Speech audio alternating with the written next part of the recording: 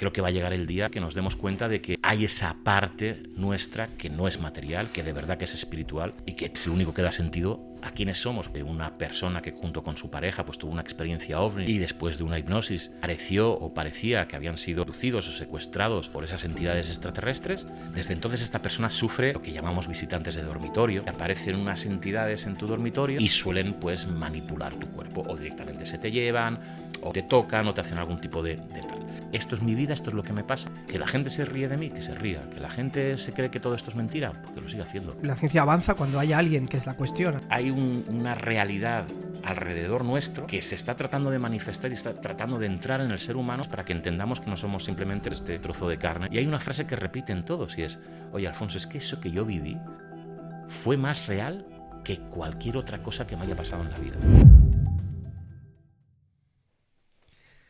Hola amigos, bienvenidos a un nuevo podcast, un nuevo programa de este canal, Punto Cero Podcast, de nuestro canal Liberación Genética, Alberto Lozano, de YouTube, donde en cada episodio, en cada capítulo, hablamos de temas distintos, pero a la vez unidos por el mismo núcleo, que es el autoconocimiento, el desarrollo personal, la espiritualidad, el mundo esotérico, etcétera, etcétera.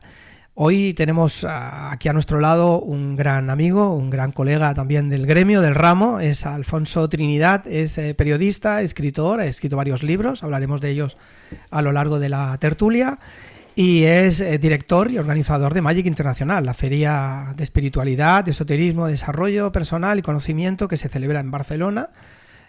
Hay 2 certámenes al año, hablaremos también de ello, y es en principio es el centro de referencia, es el evento de referencia europeo y yo diría que internacional, por eso es Magic Internacional.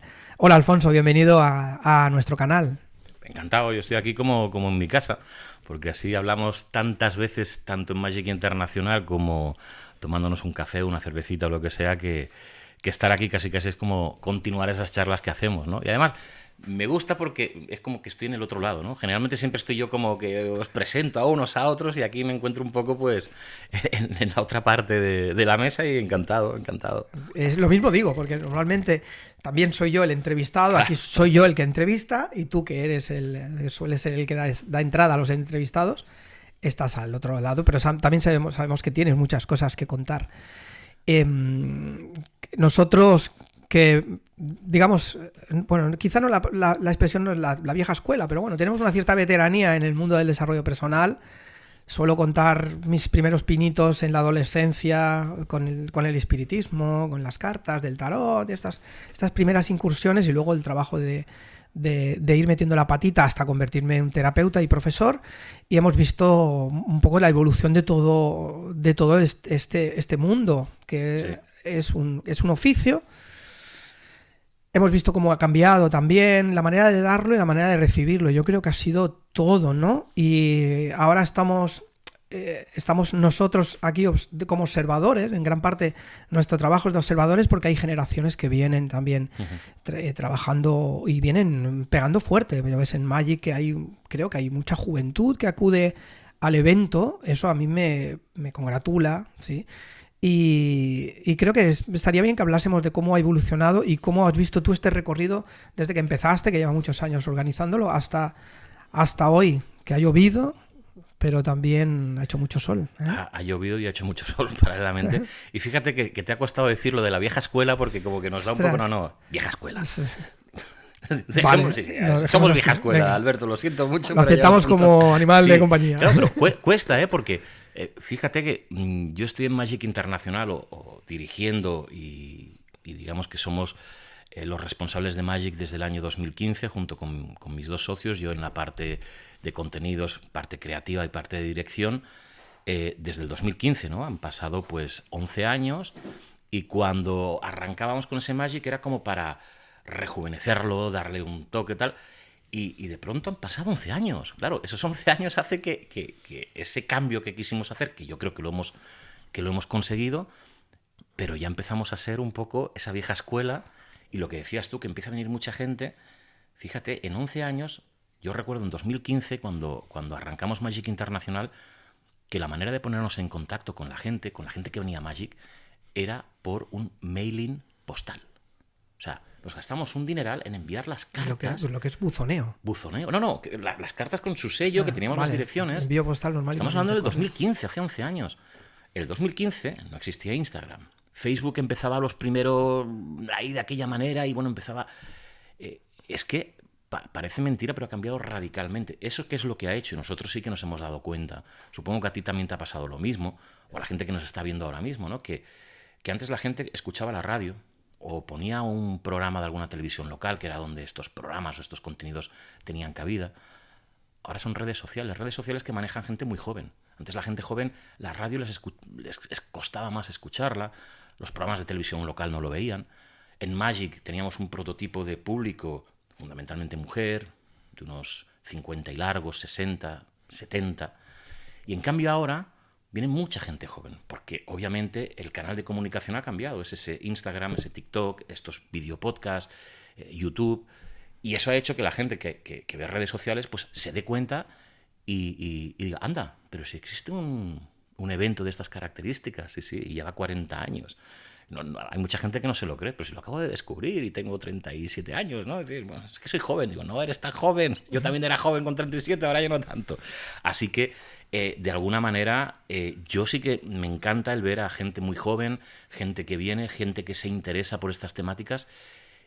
Y a mí lo que más me apasiona es ver cómo entran con una perspectiva mucho más abierta de cómo se hacía 20 años atrás. Es decir, no tienen ese pudor que a lo mejor nosotros teníamos al empezar porque, ostras, ¿qué pensarán, no? Igual, pues ahora voy a cenar con mis amigos y les digo que estoy aprendiendo tarot o que leo un libro sobre ovnis y tal.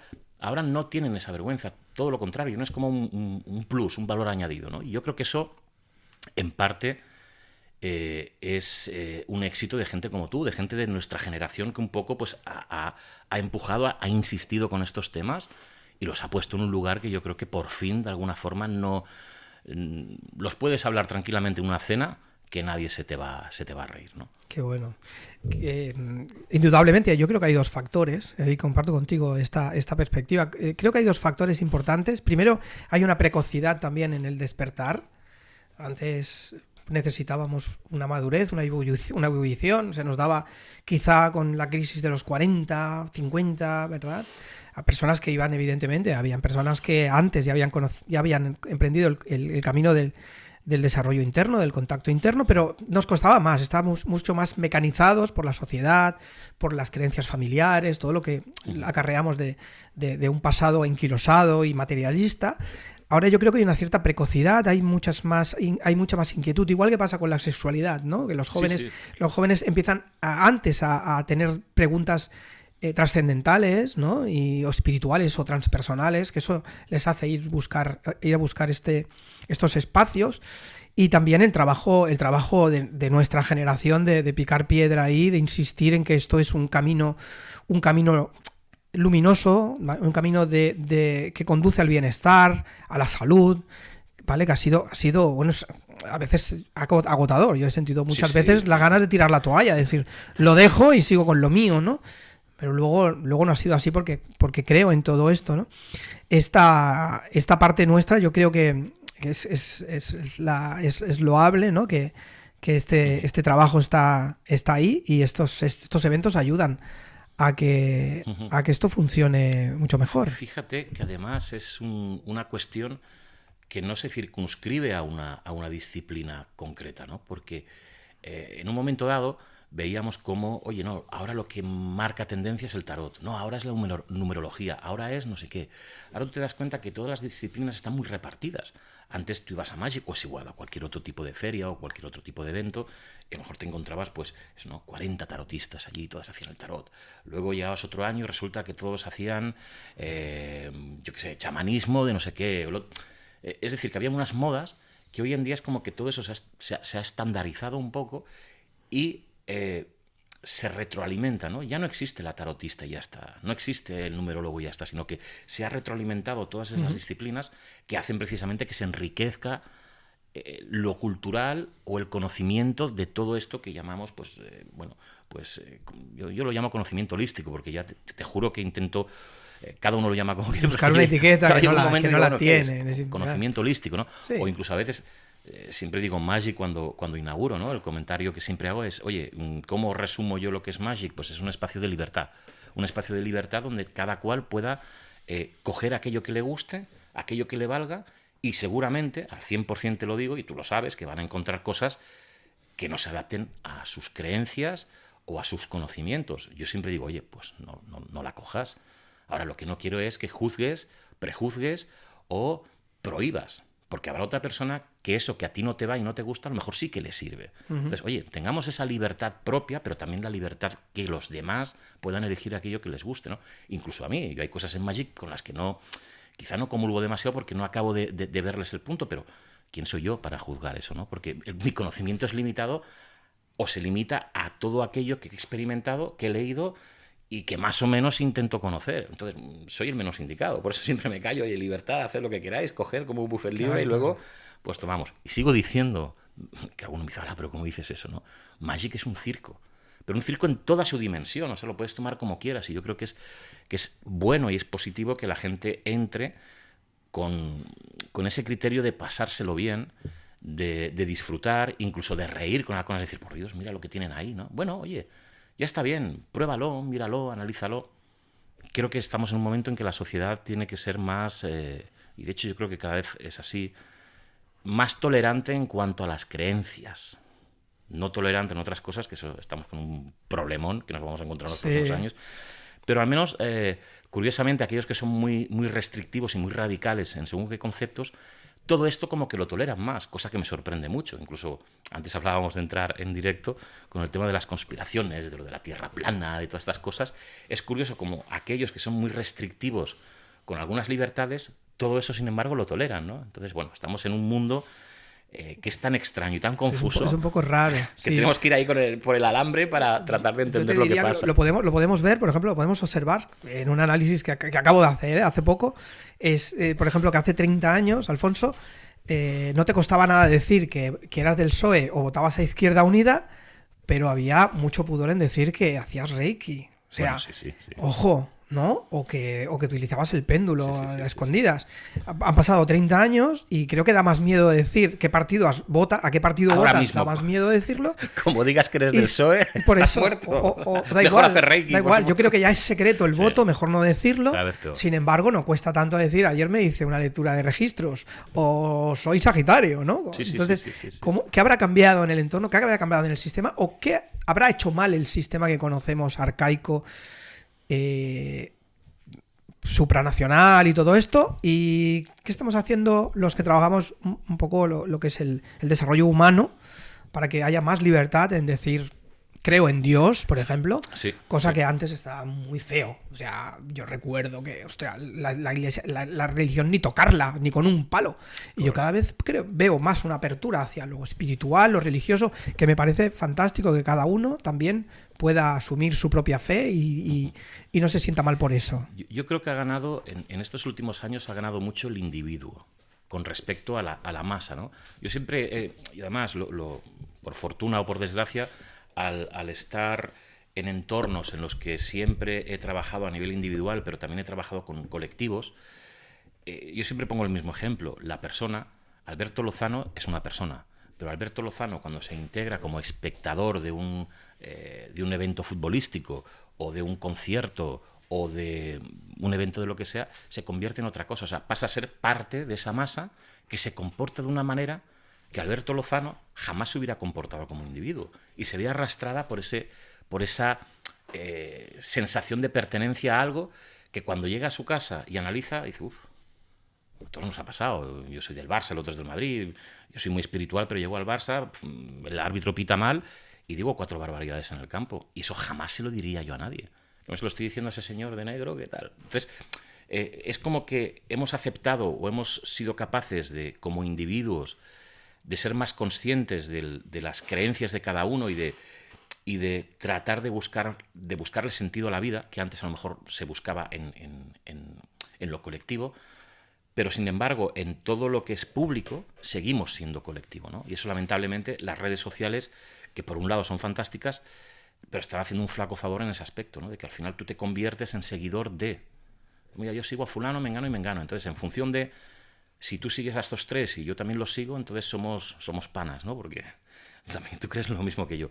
Entonces, hay una parte positiva y una parte negativa en ese aspecto, ¿no? Y luego, sobre todo, para mí lo peor que está sucediendo hoy en día es el no tener la capacidad crítica y analítica de lo que creemos o de lo que queremos creer o de lo que queremos ser.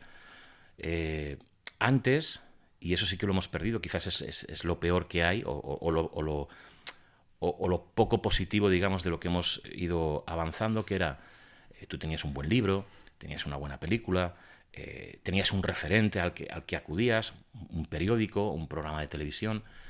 Ahora esas fuentes han ido desapareciendo, son fuentes te basas en el youtuber de moda, te basas en el presentador de moda, te basas en un boletín electrónico que ha costado 4 duros hacerlo y que a lo mejor es creación de un señor que ni siquiera es periodista o que ni siquiera es un intelectual. O lees un libro, hablábamos de eso antes también, un bestseller, que ni es bestseller, ni es libro, ni el autor es autor, pero no tienes la capacidad de análisis. O sea, antes quizás éramos más analíticos. A mí me cuesta, ¿no? Porque yo cuando doy noticias, yo hago un podcast que se llama Falsa Bandera, que es de análisis geopolítico, que tratamos de analizar qué sucede en el mundo. Y me encuentro con sorpresas mayúsculas. Cuando quieres analizar algo que está pasando en el momento y empiezas a ver cómo se reciben las noticias en diferentes medios, cómo se dan esas noticias, y te das cuenta de que las fuentes que han utilizado todos esos periódicos radican en una única, por ejemplo, Agencia F. ¿Y qué es Agencia F? Pues Agencia F es un señor que se llama Pedro Pérez, que está de enviado en Islamabad, que ha tecleado su noticia, la ha enviado, y cada periódico, en función de su ideología o quien le paga, la ha adaptado a su criterio. Y entonces hablas con Pedro Pérez y te cuentas lo que de verdad está pasando allí. Y te das cuenta que nadie hace ese esfuerzo de ir al último, al que te da la noticia. Es como cuando decíamos, ¿no?, de que antes dices, bueno, en el mundo ha pasado esto, los romanos eran, o la gran película de la vida de Brian, ¿no? Y dice, bueno, ¿y qué han hecho los romanos por nosotros? ¿No? Y empezamos, no, los acueductos, no, tal, no, tal. Sí, aparte de eso, la no. alcantarilla, nada. No sé qué. Sí, bueno, claro. y aparte de la alcantarilla, el derecho, Claro, ¿qué? Aparte del derecho. Sí, es fan. Yo creo que es una película mítica. Y te das cuenta que al final estamos en un momento en el que cuesta mucho que la gente se preocupe por entender la realidad, por llegar a la verdad. Y eso es un riesgo porque se crean esos falsos gurús de los que tanto hemos huido durante años en lo que nos movemos nosotros. Y ese es el gran riesgo. Es decir, por un lado hemos ganado mucho, pero tenemos el riesgo de que, y lo vemos cada día, de que salga alguien, de pronto tiene 400.000 seguidores, 1 millón de seguidores, dice 4 frases bonitas. Yo lo podría hacer ahora, tú los podrías hacer. Sabemos que hay 5 tipos de frases o de impactos que a la gente le van a llamar mucho la atención, y cortamos la entrevista que estamos haciendo, cojo 3 frases, las meto y la gente va a escuchar esta entrevista porque es fantástica. Pero es hueco, porque yo detrás de eso no tengo ningún conocimiento. Entonces, es complicado educar a la gente o que se eduquen bien. Yo creo que ahora mismo va a ser la gran asignatura pendiente. Sí, es difícil tener un criterio propio cuando la información está tan sesgada por intereses corporativos, como tú dices, la Agencia F, pues por un lado, igual se quiera llamar izquierda o derecha, que yo creo que esos títulos también están desfasados, creo que obedecen a intereses económicos y da igual, ya no importa la derecha o la izquierda, pero sí que está totalmente sesgado, y eso cuesta. Ahora que hablamos de geopolítica, tú que eres el rey de los misterios, estamos en una época convulsa, está el tema difícil. Numerológicamente me preguntaban al principio de año, ¿cómo va a ir Alberto? Yo decía, en varios pronósticos, digo, uy, que viene gorda, viene dura porque estamos en un mes 1, es un caballo de fuego en China. Vienen guerras y vienen confrontaciones como la que vimos nada más empezar en febrero. ¿Cómo ves tú el panorama mundial para lo que queda de año? Estamos casi en el Ecuador. En el Ecuador, pues está como el Ecuador, como el país. Me sale muy mal, pero es verdad que en Ecuador están bastante fastidiados, ¿no? Pero está complicado porque pasa justo lo que estaba hablando ahora hace un momento, ¿no? Que tenemos unos dirigentes o unos mandatarios que en la vida nos hubiéramos imaginado que estarían en el poder, ¿no? Si a ti hace 30 años te dicen que el mundo va a estar dirigido en Estados Unidos por Donald Trump y que Bueno, por el hombrecillo naranja. Sí, claro. Es que está un poco un mal de la tipo cabeza. que hasta nos hacía gracia porque salía en El Príncipe de Bel-Air y en Los Simpsons. Solo en casa. Sí, todo este tipo de programas. Que, oye, que obviamente será un gran empresario porque él ha creado un patrimonio fantástico, pero no sé si es la persona más adecuada para dirigir al país que más influencia tiene a nivel mundial, ¿no? Y cuando tú das esos golpes de mando, que luego nos hemos dado cuenta, yo creo que todos, y el que no lo haya apreciado, yo creo que se dará cuenta que, salvo actuaciones muy concretas, al final es perro ladrador y poco mordedor, ¿no? Sí que tenemos, por ejemplo, el tema de Maduro, pero al final el resto de cosas ha ido haciendo intentos. Depende cómo se levante por la mañana, sí. ¿verdad? Uh-huh. Y el resto del mundo está muy, muy, muy complicado. Muy complicado porque hay 2 o 3 personajes que no son personajes, porque detrás de ellos obviamente hay unos intereses muy importantes. Han decidido que el mundo tiene que volver a estar en crisis, pues porque necesitan sacar armas, necesitan que el petróleo se encarezca, necesitan una serie de cosas para mantener su poder, ni más ni menos, ¿no? Entonces va a ser muy difícil que surja. Tú fíjate un pequeño detalle, ¿no? Que nosotros en los años, a mediados del siglo XX, luego a finales del siglo XX, a principios, había grandes referentes. Teníamos a Gandhi, teníamos a Martin Luther King, la Madre Teresa de Calcuta, yo qué sé, había una serie de personajes incluso en el mundo de la música, ¿no? Que venía, pues, que si los Beatles, que si John Lennon, que si Bob Dylan, yo qué sé. Esos referentes mundiales que todo el mundo de alguna forma validaba como referentes de la paz o de la libertad o de los buenos rollos, hoy en día prácticamente han desaparecido. Seguramente tú le preguntas a alguien, oye, dame 3 nombres de gente que sean un referente en este aspecto de bondad o de... Yeah. No existen, ¿no? Entonces, como no hay esos personajes que avalen esos valores, los malos, entre comillas, nos están ganando, ¿no? Y eso yo creo que se convierte en un problema. Y fíjate que se está utilizando, por ejemplo, en muchos lugares estos valores que nosotros trabajamos en Magic, todo lo que tiene que ver con la nueva espiritualidad, con los fenómenos fronterizos, que me gusta llamarlos, como el tema de los ovnis, de la ufología, como el tema de los fenómenos paranormales, como el tema de la conciencia, de qué pasa con la vida después de la muerte, se están utilizando políticamente.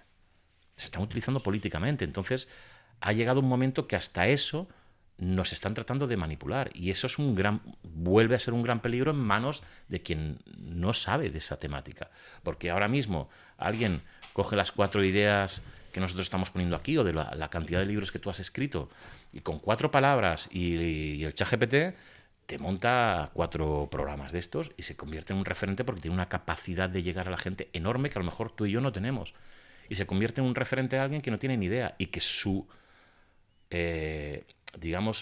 obsesión o su objetivo su intención final, es otro, que no el que tenemos nosotros, que es el de, pues, tratar de repartir conocimiento. Obviamente querremos ganar dinero porque nos dedicamos a esto. Si no, me tendré que dedicar a barrer, estar de barrendero todo el día, y cuando tenga tiempo libre me dedico a mis conocimientos, ¿no? Yo soy un defensor acérrimo de que estas temáticas se tienen que profesionalizar para poder vivir de ellas y ser referentes en eso, ¿no? Entonces, estamos ahí en ese riesgo, sí. ¿Crees que hay una voluntad intrínseca, por ejemplo, en Europa, de prepararnos para la guerra? Esto es una pregunta interesante. Total. Pero que se ve el trasfondo de que, jolín, no creo que sea real, pero ya sabes que al final las masas se mueven mucho por los argumentos que...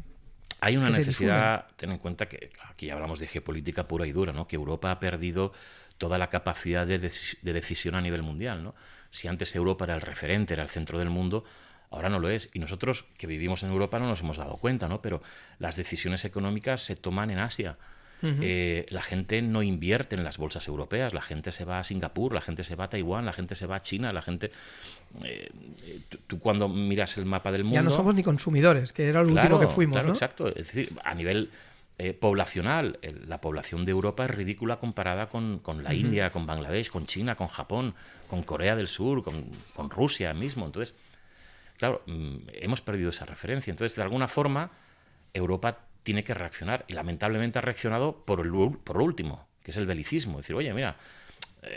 la amenaza de sí, Rusia... Sí, claro, que viene Rusia, que claro, luego yo siempre digo lo mismo, oye, ¿os habéis preocupado, alguien que nos esté escuchando o viendo, y sin querer poner de bueno a Putin, ni muchísimo menos, ¿eh? Pero ¿alguien se ha preocupado de escuchar un discurso de Putin, de verdad? O sea, de escuchar a un Putin que hable media hora y traducirlo a ver qué cuenta.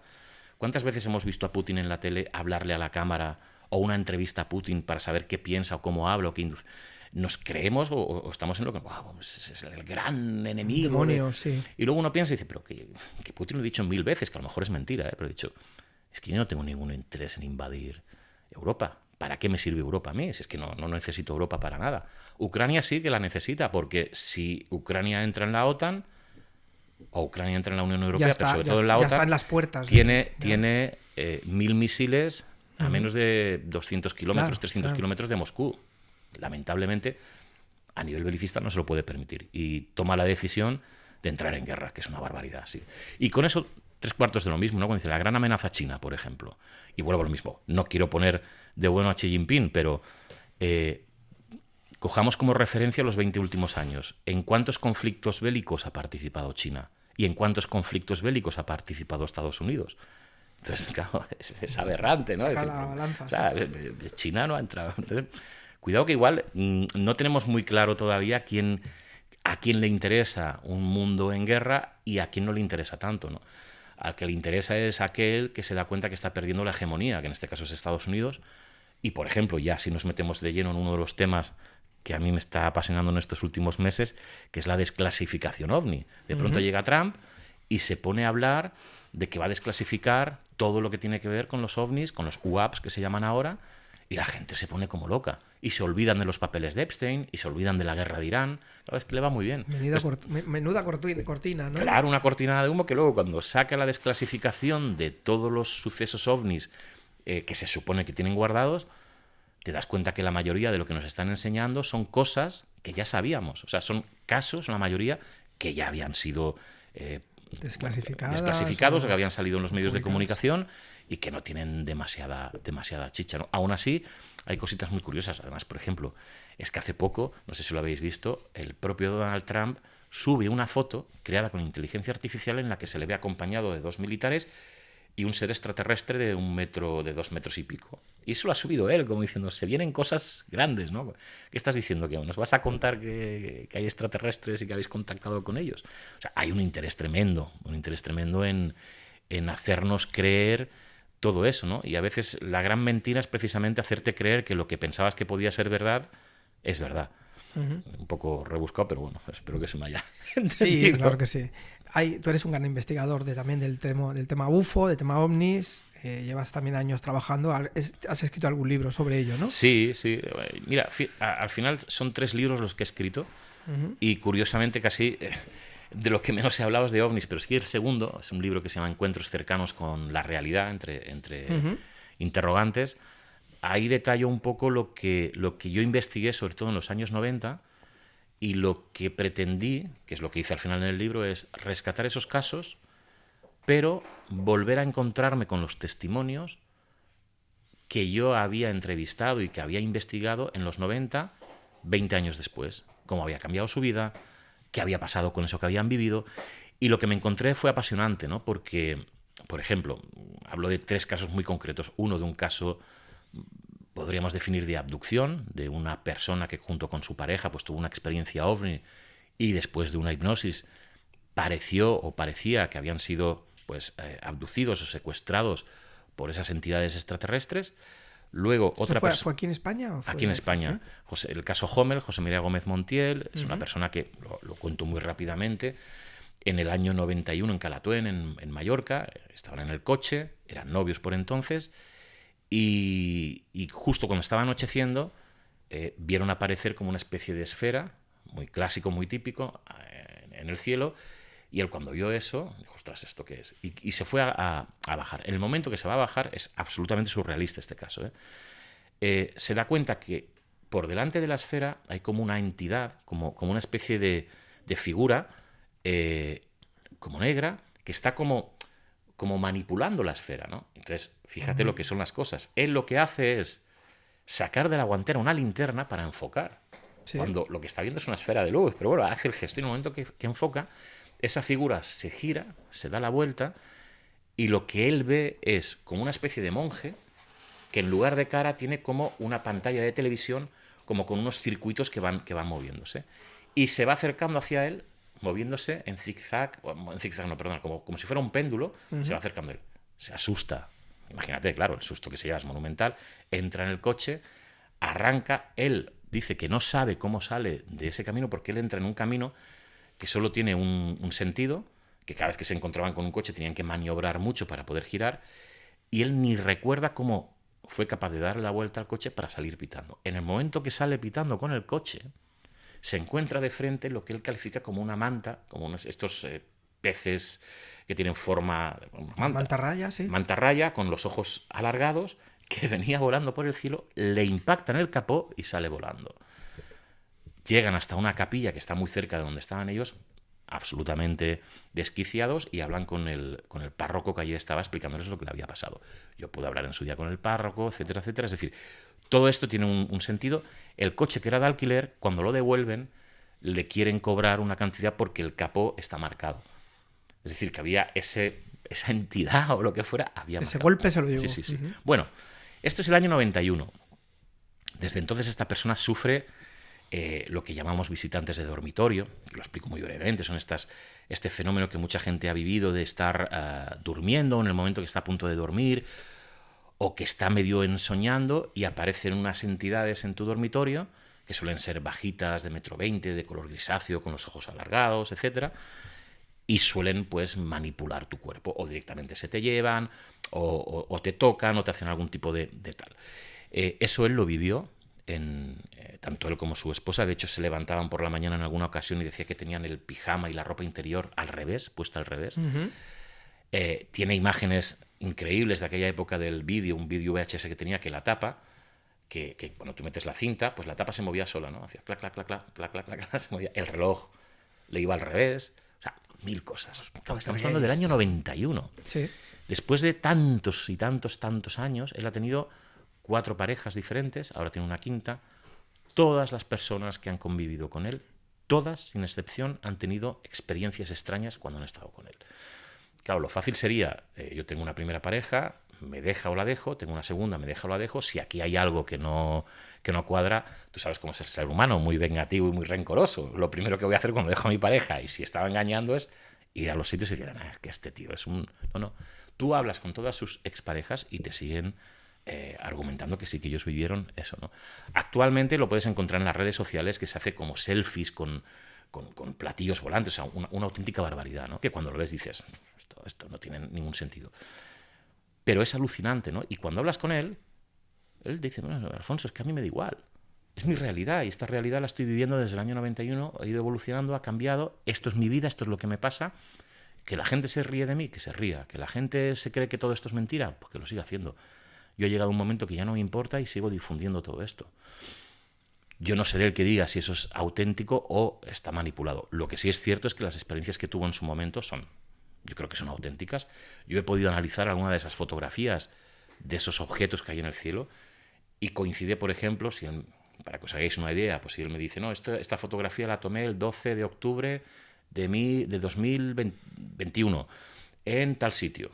Hoy en día es muy fácil porque yo cojo esa fotografía del móvil, en este caso era un Samsung, y yo puedo saber ese día qué climatología había, en la zona donde la había hecho, si había sol, si no había sol, el impacto, por ejemplo, el fuselaje, se veía pues el reflejo del sol. Claro, si esa foto se había hecho a las 12 del mediodía, el sol tiene que estar a una altura. Si está iluminado el fuselaje, solo puede ser una hora concreta. Bueno, pues esas fotos cumplían con todos los parámetros. Así que, por cierto, que hubo una cosa que me hizo mucha gracia hace un par de años o 3, que Josep Guijarro, alguien muy conocido, también ufólogo, periodista y demás, le hizo una entrevista y trataba de desmontarle un poco el tema con estas fotografías. Le decía, bueno, sí, los análisis son todos buenos y tal, pero este objeto puede ser una cacerola, José María. Y el otro se quedaba así mirando. Él es de origen andaluz, tiene un acento muy peculiar. Dice, ¿una cacerola, Josep? ¿Pero tú qué te crees que soy yo? Y Josep dice, hombre, tú puedes tirar la cacerola al aire, haces una foto. Y la reacción, o sea, a mí me gustó tanto la respuesta que le dio, que le dijo, ¿pero tú te crees que yo estoy loco? Que yo vivo en un ático, si yo tiro una cacerola de estas, y cae abajo alguien y mato a alguien. ¿Tú te crees que yo estoy loco? O sea, no se esforzó en decir, no, es que yo soy una persona íntegra, ¿cómo voy a hacer eso? No, o sea, te dijo una respuesta tan coherente y tan lógica, pues, pero tú estás loco, ¿cómo te una cacerola que mato a alguien, hombre? Bueno, son estas circunstancias que te sorprenden. Y como ese, explico otros casos de experiencias cercanas a la muerte, de contactados, que te das cuenta que 20 años después, y ese es el corpus central del libro y de lo que yo defiendo, lo que te cuentan estas personas, cuando les miras a los ojos y te explican, y hay una frase que repiten todos, y es, oye, Alfonso, es que eso que yo viví fue más real que cualquier otra cosa que me haya pasado en la vida. Están tan convencidos de esa realidad que da igual lo que les digas. Entonces, el que ha tenido una experiencia cercana a la muerte, el que ha hecho un viaje astral de estos, no sé qué, el que ha tenido una aparición mariana, el que ha visto un ovni, el que tal, resulta que eso que han vivido le ha provocado en su vida un cambio, un salto, que es prácticamente igual en todos los casos, ¿no? Entonces yo creo que hay algo ahí que de alguna manera se nos manifiesta en función, no sé si de la cultura, en función del tipo de persona, en función del tiempo, del momento en el que se está produciendo, y que creo que tiene mucho que ver con todos esos otros temas que abordamos, ¿no? Es como que hay una realidad alrededor nuestro que se está tratando de manifestar y está tratando de entrar en el ser humano y lo está haciendo de todas las maneras posibles para que entendamos que no somos simplemente pues este trozo de carne que estamos aquí hablando y que sí, que hemos nacido y que tenemos unas células y demás, ¿no? Por eso hoy en día todo el tema de la conciencia, todo esto que se está viendo en muchos temas, yo creo que es absolutamente revolucionario, porque creo que va a llegar el día, y no creo que esté muy lejano, que nos demos cuenta de que hay esa parte nuestra que no es material, que de verdad que es espiritual, y que es el único que da sentido a quienes somos, porque es que si no, el abismo es tremendo, Alberto. Yo me quedo así. Suelo decir que la ciencia va unos pasos detrás de la conciencia. Absolutamente. Mira, te lo compro. Sí, yo lo he visto y lo vivo en las experiencias, lo vivo en los movimientos sistémicos, ¿no? Yo digo, es posible que algún día alguien saque una máquina que pueda medir lo que hay en el campo sistémico y diga, mira, se oye el sentimiento del abuelo o de la bisabuela. Yo lo leo, yo lo descodifico cuando estoy trabajando con las personas. Y hay mucha gente que participa en las constelaciones que se dan cuenta de que esa información aparece y fluye y se vive en el cuerpo. Puede ser, igual que se inventó el wifi, la televisión y tal, que algún día aparezcan, ¿no? Que sea la ciencia capaz de detectar y descodificar la información que hay en el éter, o como llamaban los alquimistas, ¿no? Totalmente. Pero que es un tema de conciencia. Yo creo que todo el mundo evoluciona después de un estado expandido. Siempre hay un cambio. Eso, vale, eso puede que nos lleve a una hipótesis, que es decir, estas personas que han sido contactadas o que dicen que han sido contactadas o abducidas pueden haber tenido una aparición mariana, pueden haber tenido una revelación, una epifanía, ¿no? Correcto. Aún así, todas las evidencias que hay respaldan la idea de que han habido apariciones reales de extraterrestres. ¿Qué crees? Vamos a mojarnos un poco. ¿Qué crees sobre esto? Ya me estás pillando. Claro. No, claro, ten en cuenta una cosa. Y a ver si sé explicarlo esto, ¿no? Yo cuando hablo de ovnis, de platillos volantes, de extraterrestres, aquí hay dos partes, ¿no? Ahora hablábamos de la desclasificación ovni del gobierno de los Estados Unidos. Esto lo que nos va a dar, o lo que nos está dando, son simplemente informes de pilotos, de soldados, de personal cualificado, que llaman ellos, que han tenido una visión o un avistamiento de un objeto que no se comporta del todo como se debería comportar cualquier objeto que conocemos, sea un avión, sea lo que sea, ¿vale? Eso es algo concreto, ¿vale? Eso es algo muy concreto, es decir, oye, estamos analizando objetos que escapan a nuestra tecnología. Claro, pero que existan objetos que escapan a nuestra tecnología, de decir eso a decir que esos son naves extraterrestres que vienen de otros planetas y que están aquí, es diferente. El fenómeno ovni abarca muchas otras cosas. Entonces hay mucha gente que se queda solo en eso. No, es que los ovnis no pueden existir porque no llegan, porque si no tendrían que superar la velocidad de la luz y cualquier cuerpo físico no puede soportar esas velocidades. Y como ya hemos demostrado científicamente, físicamente, matemáticamente, que en el sistema solar no hay vida, porque ni en Saturno, ni en Urano, ni en Marte, ni tal, ni igual, si vienen de fuera, es imposible físicamente que lleguen, ¿vale? Eso es una parte. Pero luego tenemos la constancia de que hay gente que afirma haber entrado en contacto con esa gente que ha bajado de un platillo volante que en los años 60 pues, eran rubios y fantásticos con monos plateados, en los años 80 eran bajitos, grises, cabezones, y ahora hay de todo, ¿no? Y ahora vienen de las Pléyades, los pleyadianos y no sé qué. Entonces, en lugar de descartarlo, porque hombre, eso es imposible, porque si ya hemos demostrado que no pueden venir, todo esto es mentira. No. O sea, analicemos ese fenómeno, porque, vamos a ver, si yo soy una civilización muy inteligente y yo sé que no puedo viajar más allá de la velocidad de la luz, mi tecnología será capaz a lo mejor de ponerse en contacto con alguien que esté a X años luz de otra manera. Entonces no va a ir en naves metálicas a ese otro planeta, pues lo haré de otra manera, como nosotros, y eso se ha hecho. Tenemos los experimentos del MK Ultra del gobierno norteamericano, o los experimentos de la antigua extinta Unión Soviética con Nina Kulagina, esos experimentos de telepatía o sí, más heavy de visión remota con Ingo Swann, al que tuve la oportunidad de entrevistar hace años, que los ponían allí durante muchos años gastándose muchos millones de dólares para recuperar, para saber dónde estaban escondidos o dónde estaban secuestrados los prisioneros norteamericanos, por ejemplo, en la guerra de Vietnam. Ingo Swann fue capaz de detectar a estas personas. Es decir, tenemos suficientes pruebas para demostrar que nosotros, que nuestra capacidad, nuestro cerebro, nuestra mente, es capaz de llegar a cosas que la tecnología no ha sido capaz. Entonces, ¿por qué no es posible que hayan esas otras inteligencias? No hace falta que vengan de otros planetas, sino simplemente que estén en ese otro espacio que no vemos, porque hay un tema que a mí me apasiona cuando se dice, bueno, no, pero es que no tenemos pruebas. Ya, ¿y en los juicios? ¿Cuántos juicios no se han condenado al culpable o se han juzgado o prejuzgado solo con testimonios? O sea, un testimonio hoy por hoy es tan válido como una prueba física. No, y un indicio es suficiente para abrir una causa y lo estamos viendo estos días. Claro, un indicio es suficiente. Sí. Entonces, bueno, pues tendré que atenderlo. A mí me sorprende mucho, hay además colegas que son ufólogos o que son investigadores que están descartando todos estos casos de contacto o de abducción porque me dicen, esto ya no toca. ¿Cómo que no?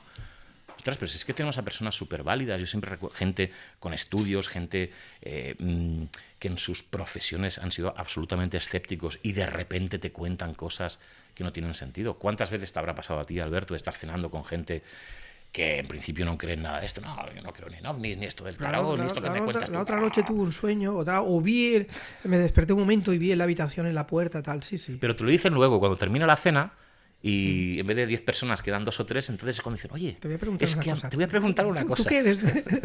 Sí. ¿Tú qué llevas estos temas? Un sueño que tuve el otro día. Dicen, manda narices, estás riendo de todos nosotros y ahora que nos quedamos solos me cuentas que has tenido esto. Pues eso nos ha pasado a muchos.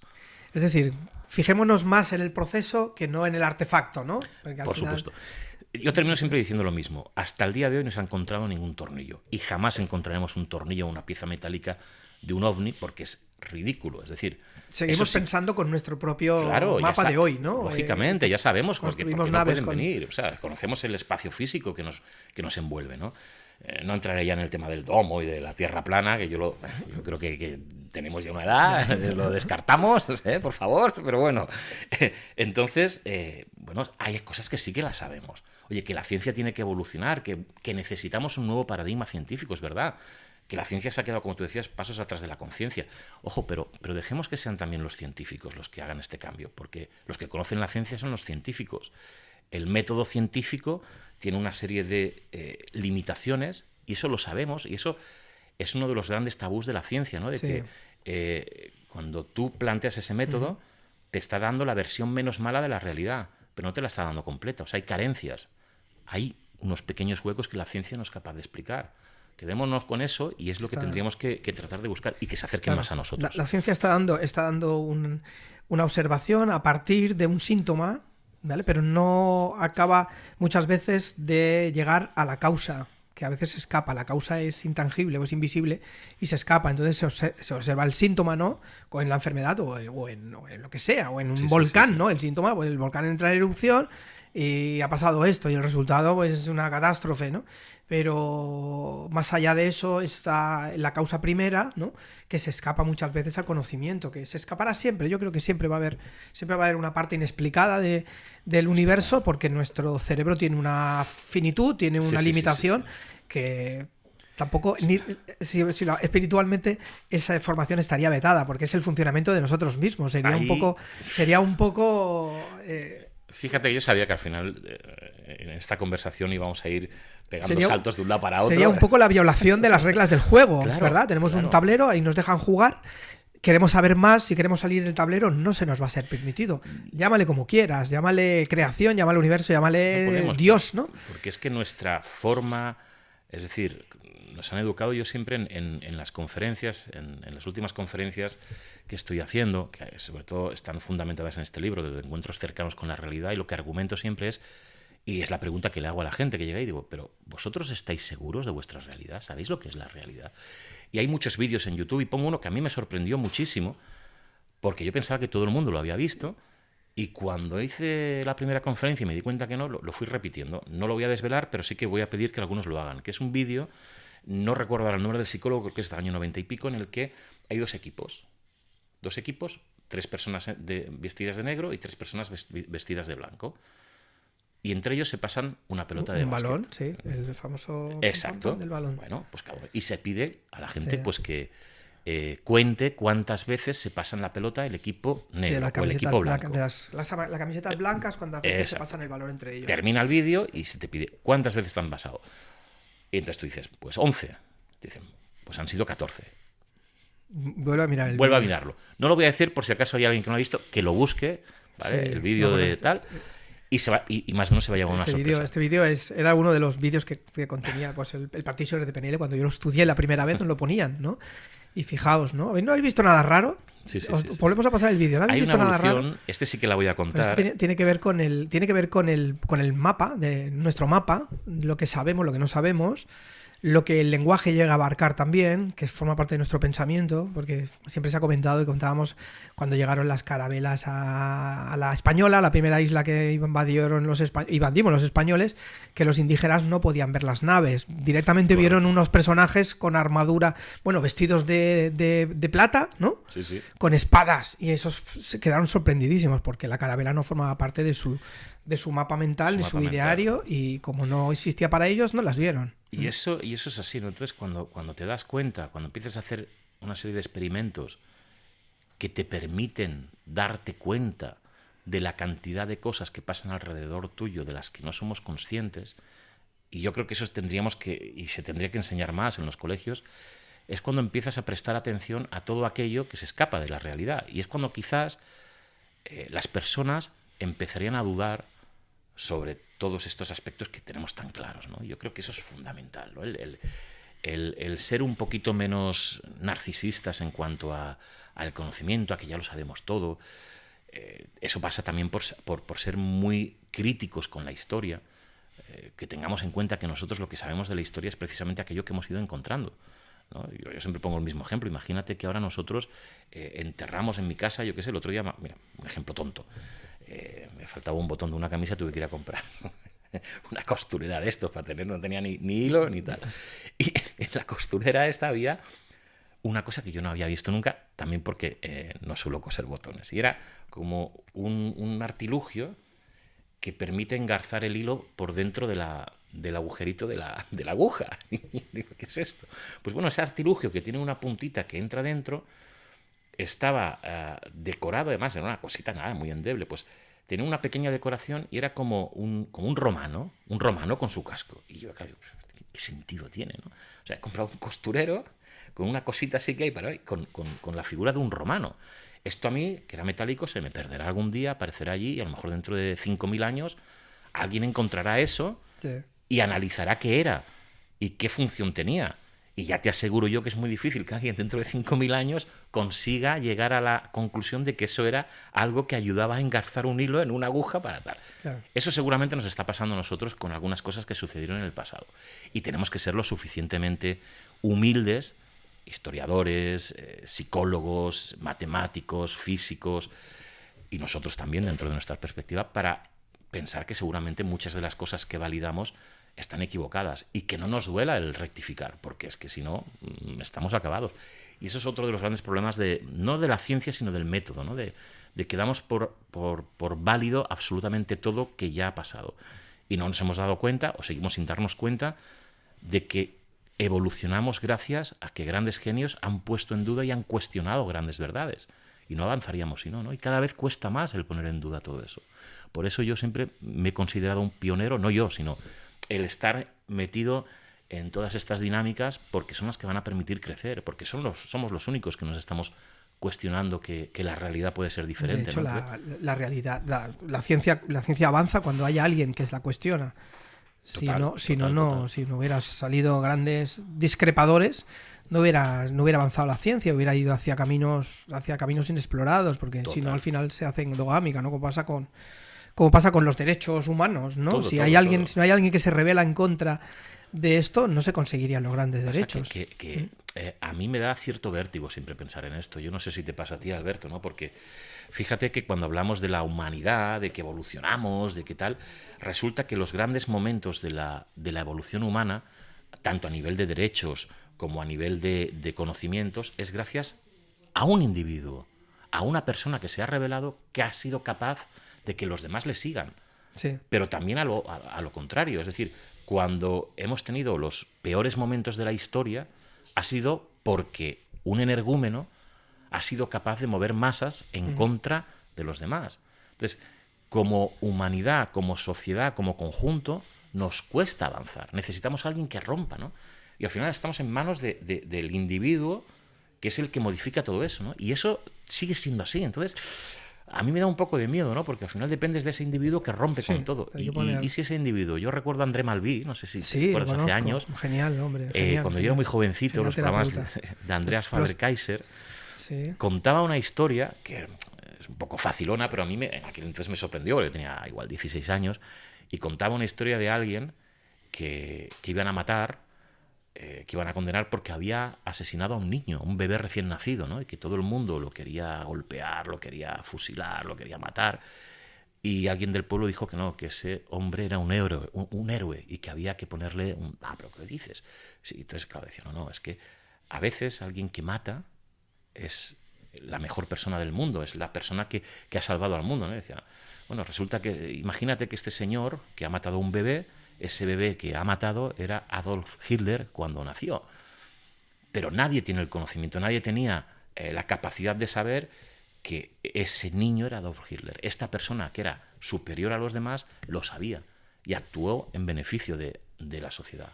Como hablábamos también antes de entrar, con la caza de brujas, la brujería de la Edad Media, que ahora lo criticamos, que nunca vuelva a suceder, estos energúmenos, el patriarcado, ¿qué tal? Sí, toda la razón del mundo. Pero es que ellos estaban convencidos que estaban haciendo el bien. Convencidísimos, claro. Porque ahí existía una religión que a muerte te estaba diciendo que existía el mal, el demonio encarnado en mujeres que hacían pactos y que eso era lo peor que le podía pasar a la humanidad. Y aquí había que acabar con esas brujas, porque eran el mal. Entonces había un señor que se podría llamar Andrew Hopkins o Nicolas Remy o lo que sea, que acababa con 300 brujas y el tipo se murió convencido de que había sido un santo y que había luchado por el bien de la humanidad. Y ahora sabemos que estaba equivocado. Entonces, pero en aquel momento es la información que había, claro, de la que era disponible, ¿no? A mí me da vértigo cuando pienso en estas cosas, ¿no? Porque nos pasará ahora seguramente, o es posible que a lo mejor defendamos cosas en la actualidad que creemos que es lo adecuado y a lo mejor dentro de 2000 años dirán, madre mía, qué barbaridades hacían estos señores del siglo XXI. Es que es complicado, porque te digo, es complicado juzgar con el retrovisor puesto porque siempre nos estamos equivocando en ese sentido, siempre, y lo hacemos generalmente todos. A mí me gusta decir que yo prefiero no pronunciarme porque cada uno es responsable de sus propios actos y que la historia no se puede catalogar a partir de una propia idea. Fíjate que hablabas del tema de Hitler, ¿no? Sí. Hitler apareció en un momento de la historia donde tenía que aparecer, hizo lo que él creía que tenía que hacer, estaba convencido de que estaba haciendo algo superior por el bien mayor, como sus acólitos, ¿no? Sí. Y bueno, lo podemos considerar un satán, podemos considerar un monstruo, un demonio, pero el mundo, la humanidad hace un salto cualitativo a partir de la aparición de este señor. O sea, a partir del año 45, con toda la serie de tratados apresurados que se hacen en todo el planeta, se crea la Carta Universal de los Derechos Humanos, la ONU, la UNESCO, toda la serie de organizaciones que empiezan a defender la vida humana, a dar un valor que antes no tenía. Sí, sí. Porque antes te pegaban con un tirachinas si habías robado una piruleta y ahí te quedabas, ¿no? Quiero decir que no justificando a esta persona, pero sí viendo que la historia tiene un personaje para cada capítulo y sí, el devenir de la historia, el devenir del desarrollo de la humanidad pasa por esto, ¿no?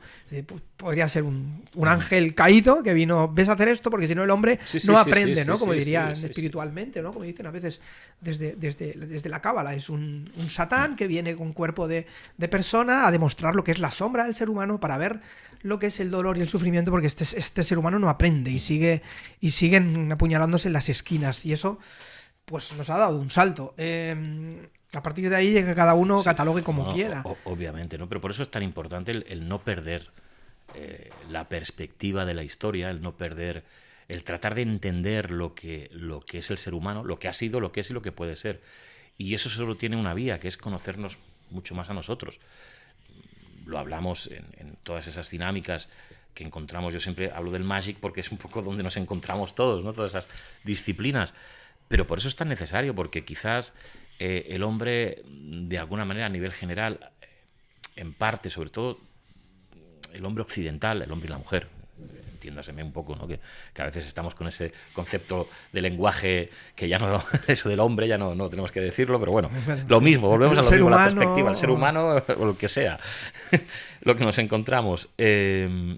Resulta que nosotros estamos en un momento en el que aquello en lo que nos encontramos empieza a darnos el vértigo que yo comentaba antes, ¿no? O sea, un poco la sensación de que, oye, que tenemos que cuestionar todo lo que está sucediendo alrededor nuestro, que no nos podemos quedar con todo lo que se nos ha dado, que hay cosas que están pasando de una manera muy diferente a lo que pensábamos que podía ser, que las grandes religiones ya no dan respuesta a todo eso. Uh-huh. Y igual que en su momento, pues el occidental, el hombre occidental, que es lo que decía antes, se fundamentaba en una religión muy específica, ahora ese hombre occidental se ha dado cuenta de que necesita buscar otros patrones, otras líneas. Y al final la religión es necesaria. O sea, eso lo tenemos en lo que es la espiritualidad, en lo que es ese planteamiento de nuestra mente científica, nuestra mente religiosa. Si la gran religión no nos lo da, tenemos que buscar esa nueva religión o esas nuevas creencias, porque si no el ser humano no está completo. Y eso ya nos tendría que dar que pensar. Es decir, en el momento en que una persona no está completa del todo, si no tiene esa parte de creencia, esa parte de religión, más o menos asimilada, está como incompleto, ¿no? Cuando decimos, no, es que joder, esto de las creencias, si ya sabemos, muy difícil que existiera alguien que fuera Jesús, el Hijo de Dios. ¿Cómo es el Hijo de Dios? ¿Cómo Dios ha inventado? Pero si ya sabemos que hay un Big Bang y no sé qué y no sé cuánto. Te das cuenta que como la ciencia y el conocimiento no nos da respuestas a todo, necesitamos esa otra parte. Y si lo necesitamos... Es importante. Si lo necesitamos, por algo será. Es importante saber dónde se deposita la fe. Y la fe claro. es un foco que creo que ayuda al hombre a trascender más allá de las dificultades diarias. Creo que la fe es necesario, sí, totalmente, es necesario apoyarla totalmente. en algo. Siempre va a ser así. Siempre va a ser así. Si no, vamos a estar como condenados a vivir un karma constante, ¿no? Y una desesperación humana, que es lo que creo que pasa en Occidente con el tema depresivo, tema de soledad, todo esto que está sucediendo, que es la desesperación por falta de fe en algo superior. Esto ya es para hablar en otro... Al final hemos empezado aquí, nos hemos ido arriba, hemos vuelto abajo, hemos ido al pasado, al futuro, al presente, hemos hablado de todo. Un apunte rápido, porque Vicente nos habló de las experiencias cercanas a la muerte, que también está muy de moda ahora. Yo creo que también hemos vivido esto. Yo ya tuve un par de experiencias cercanas a la muerte, he tenido con sustancias, y luego de pequeño, cuando una vez tuve una operación quirúrgica muy grave, y también viví experiencias que ahora se narran y venden tantos libros, ¿no? Cuéntanos un poco cuál es tu parecer o tu observación después del trabajo de investigación también. A ver, fíjate que yo la primera vez que me enfrento a ese fenómeno es en el año 94, un libro que se llamaba El Proyecto Omega, de Kenneth Ring, que es una persona que ponía sobre el tapete precisamente lo que te he explicado antes, ¿no? De esos fenómenos de abducciones, de contacto, experiencias cercanas a la muerte, apariciones marianas, y él hablaba de que veía un patrón que se cumplía de manera similar, y eso fue lo que a mí me llevó a investigar, ¿no? Y es lo que te decía, que si yo hice una pequeña investigación, que casi no llamo una investigación porque murió demasiado pronto. Pequeño estudio. Sí, un estudio que lo llamamos Proyecto Despertar, en el que había un hipnólogo escéptico, una psicóloga, yo, y había otra persona más que en aquel entonces era estudiante de medicina, creo que estaba en tercer año, y nos dedicamos y cogimos un grupo de 9 personas, ahora te hablo de memoria, creo que habían 4 personas que habían tenido experiencias de contacto, abducción, habían 2 personas de viajes astrales, 1 o 2 de experiencias cercanas a la muerte y una persona que afirmaba haber tenido apariciones religiosas. Nuestra intención, mediante regresiones hipnóticas y diferentes test psicológicos, era ver algún tipo de nexo de unión entre ellos o esclarecer si eran personas, entre comillas, de lo que decimos normales, ¿no? A diferentes test en Manhattan, el otro, pues decir, oye, bueno, esta persona, según este patrón, está dentro de la normalidad, no tiene ningún tipo de tal. Bueno, pues después de haber hecho estuvimos un año, cerca de un año casi, nos salió un tema muy interesante, y era que de los 9, no recuerdo si eran 9 o 10, creo que eran 9, de los 9, 8 personas menos 1, el test de inteligencia salía por encima de la media. Uh-huh. Luego había un tema que salían todos los patrones, era que todos tenían un trauma. Personas que habían vivido algún tipo de trauma importante, lógico y normal. Es decir, bueno, claro, si tú te has encontrado con un extraterrestre o has estado a punto de morir, si eso no es un trauma, apague y vámonos, ¿no? Todos decíamos, bueno, normal. Pero lo curioso es que todos, es lo que te decía, ¿no? Que cuando te explicaban su experiencia, la forma de explicártela, si tú, digamos, que quitabas la voz y les veías la forma de hablar, no eras capaz de distinguir quién había visto un extraterrestre a quién había visto una experiencia cercana a la muerte. Entonces yo ahí viví algunos casos, el último es de un conocido y tal, que también lo pongo en las conferencias, que tuvo una experiencia, bueno, le estaba nadando cerca en Lloret y le pasó una lancha por encima. La lancha con tan mala suerte que la hélice le pasó por la cabeza, además está grabado. Uh-huh.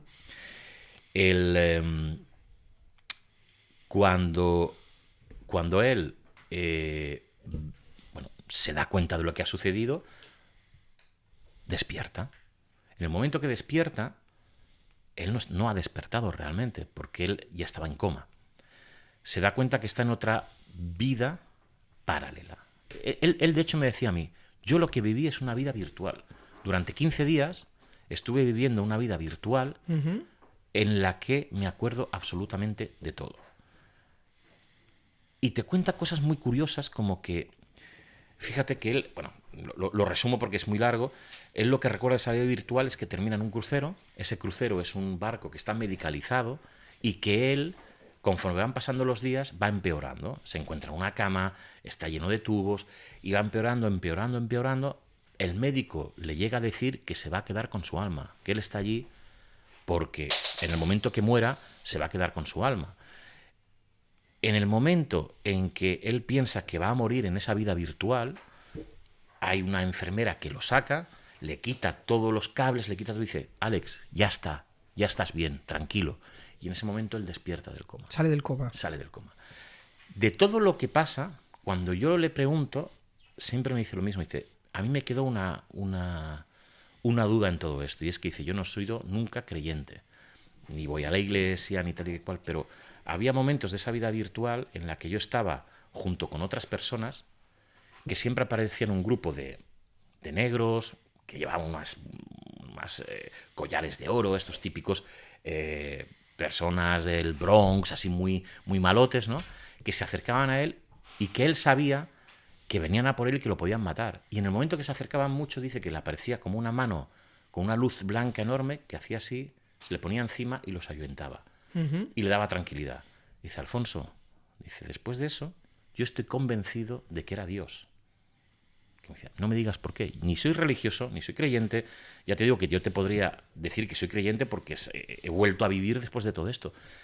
de todo lo que me ha pasado, lo que me genera la convicción de que existe algo superior a nosotros es ese momento que me pasó 3 veces de ver esa mano luminosa de que existe Dios, ¿no? Entonces es como que esas experiencias cercanas a la muerte que te cuenta todo el mundo, más allá de validar la vida más allá de la muerte, lo que está validando en casi todos los casos es la existencia de algo por encima nuestro que les da paz a las personas que les pasa eso. Es como diciendo, oye, puede ser que haya vida más allá de eso, pero lo que me he encontrado es una paz tremenda, ¿no? O a mis familiares o tal. Entonces, sí, eso sucede. Es como reafirmar la fe en esa deidad o en esa creencia. Todo está pactado. Claro, todo claro. Entonces es curioso, ¿no? Que al final con todos los que yo he hablado me queda esa sensación, porque a mí no me vale tanto, todas estas figuras que están saliendo ahora, que valiéndose de su formación científica, te explican, ¿por qué tal? Dicen, sí, bueno. Explicando los pormenores y los motivos y claro, el por qué. O te hablan de cuántica, decir, pero bueno, de cuántica puedes hablar tú y puedo hablar yo, igual que tú que eres médico. De cuántica hablará un científico, un físico. Físico cuántico. Un físico cuántico. Entonces, claro, a mí no me vale tanto. Es decir, yo creo que, y aquí sí voy a ser crítico, y aprovecho, a veces estos científicos se están valiendo de la creencia del público en general para meterse en un jardín que no les tocaba, que es el jardín de todos estos. ¿De quién estás hablando? Sí, no, entonces, claro, ostras, pues dices, bueno, ¿por qué te creo? ¿Porque eres médico? ¿Porque eres matemático? Se apoyan en su currículum, se apoyan en tu currículum de médico para apoyar un teorema, ¿no? Que acaba siendo como una verdad absoluta. Correcto, que además no está validado por tus conocimientos como médico. O sea, es decir, que al final lo que estás validando con la cuántica tiene el mismo valor que si lo dijera yo o lo dijeras tú. Sí, claro, Entonces, tenemos que ser conscientes de quién te está hablando y qué te está contando. Eso es como si un sacerdote hiciese la misma valoración teniendo en cuenta motivos médicos, por ejemplo, que no ha hecho medicina. Quedémonos con el testimonio, yo siempre lo digo. O sea, escuchemos a la persona que lo ha vivido, que te puede explicar emocionalmente. El testimonio, volvemos al origen, que en un juicio es válido y sin un juicio es válido. Que los romanos sabían mucho y que nuestro... La percepción, la experiencia es la que no se puede falsear. La experiencia es la que no se puede falsear y es la que hay que llevar a cabo al final y creer en ella. Alfonso, hemos agotado el espacio, el tiempo, así que nos vamos a despedir del programa, de los amigos que están en el canal. Muchas cosas interesantes en poco tiempo, pero tenemos toda la vida por delante, el tiempo no existe, así que la próxima podemos vez estar eternamente aquí. ¿Solo hablamos de ovnis? Sí, porque la gente los hemos llevado... Yo creo que conmigo lo vas a tener difícil, porque soy como el hombre del Renacimiento, que también tocamos todos los palos, así que va a ser complicado ceñirse a una idea. De eso se trata, ¿no? De es tener holístico, una charla tú lo has dicho al principio. Es holístico. Y holístico en griego significa todo. Es unidad, ¿no? Bueno, gracias por estar aquí y te emplazamos a una nueva charla pues más adelante cuando tú lo sientas. Gracias a ti como siempre y oye, qué un placer, que yo la verdad es que todo lo que es estar un ratito charlando y especulando y poniendo encima de la mesa todo esto que nos gusta tanto, pues yo creo que suma, ¿no? Y que es importante tenerlo y arriesgar, que a veces yo creo que en estos entornos en los que nos movemos y la gente, a veces nos cuesta decir o explicar las cosas en las que creemos o las convicciones que tenemos para no quedar mal delante de cuál. Yo creo que hay que tener un poquito valiente. más. Hay que ser valiente y hablar de las cosas. Y seguramente otro día hablaremos y a lo mejor alguna de las cosas que te he dicho ya no estoy tan convencido y lo planteo desde otro punto de vista. El explorador es eso, el explorador sobre todo valiente, sabiendo que está esta mano que te protege, que te ayuda. Yo, ahora que lo dices, cuando creo que tendría 12 o 13 años, iba al mercado de San Antonio y recopilaba muchos libros de segunda mano y todo esto. Y empecé a hacerme una colección que seguro que conoces y mandé a encuadernar, que era chavalito, pero con mis ahorros, lo inexplicado. Bueno, es la mejor colección. Tengo un tomo y yo quería creer en todas esas cosas, en los ovnis, en el monstruo del lago Ness, el brasileño aquel que operaba con un cuchillo oxidado. Yo creía creer en todo eso porque pues yo había tenido percepciones, en mi casa había sentido cosas y entonces tenía que tener una manera Alberto, de apoyarme en todo esto. Yo empiezo con estos temas por culpa de un fascículo de lo inexplicado. No me digas. Que compró mi padre equivocadamente, porque mi padre es un apasionado de la astronomía, y el primer, lo tendrás, si tú tienes el número 1 y todavía lo tienes encuadernado. Tengo un libro, no me acuerdo qué tomo es. El tomo número 1, el primer fascículo habla de la Luna. Y salía una foto de la Luna espectacular. Ya lo miraré, cuando vio la Luna dijo, astronomía, lo compro. Cuando sacas la segunda hoja, habla sobre los extraterrestres cambia, y los ovnis que se vieron en la Luna. Las caras de Belmez y aquellas cosas. Y mi padre, como era de aquella manera, al del kiosco le dijo, nada más ver el de esto, y dice, toma, te pago y me hago toda la colección y tú me lo guardas. Y como ya lo había pagado, y yo empecé a ver esto, digo, ¿esto qué es? Esta colección, si no estoy equivocado, era del año 81. 80-81. Sí, estaría por ahí. Yo tendría 12 años o 13. Y yo lo leía y yo flipaba con eso. Flipaba. Y me compré las cartas, creo que salían las cartas de Zener. Y estuve haciendo pruebas con mis amigos de telepatía. Imagínate. La mejor. ¡Qué chaval! No, inquieto. Pero yo todavía leo mucha gente. Es la mejor colección que se hizo. La mejor publicación que se ha escrito para mí, para poder entender todo esto. Y para mí es una referencia. Y yo la tengo ahí, en un sitio principal de mi biblioteca, porque además hay un índice onomástico y temático al final, fantástico para buscar las cosas.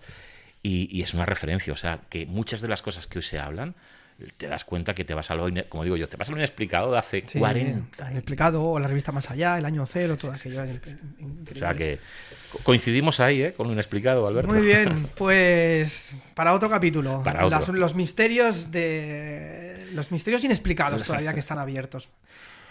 Nos despedimos de todos hasta el próximo episodio de Punto Cero Podcast. Gracias.